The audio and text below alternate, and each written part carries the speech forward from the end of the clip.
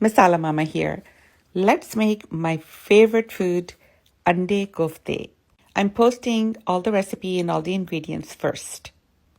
That way I can actually talk about the recipe. So first for the koftay mixture, you are going to mix everything by hand. And because I want my koftay to be nice and smooth, I'm going to run it through my food processor one time.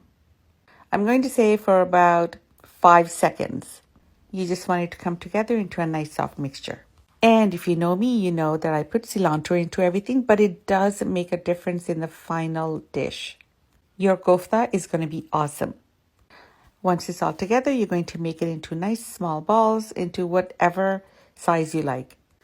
Okay, now we're going to get ready to make the masala. We're going to grind our onions. We're also going to grind our tomatoes. Heat the oil, put the onions in. Here's a tip. If you want your masala to be not too sweet, use less onions and more tomatoes. Once your onions are fried, your ginger garlic is fried, you're going to add all your spices and you're going to bhun them now.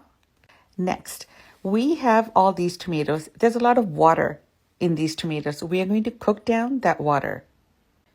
Add the tomatoes and cook it.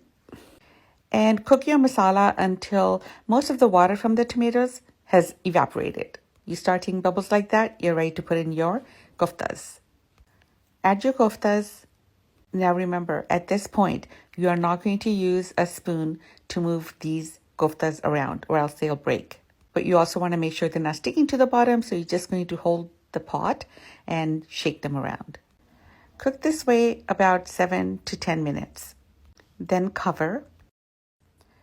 By covering and cooking, you are ensuring that the koftas are going to get cooked all the way inside.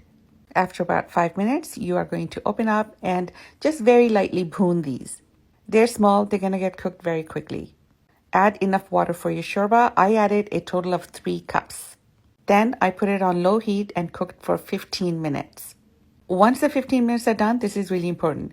Cover and leave them to sit for a good 10 minutes. That will make the oil rise to the top and give your koftas that beautiful look. Add your garam masala, add the boiled eggs, and lots of cilantro, yes, and you're ready to eat. I ate mine with my homemade naan.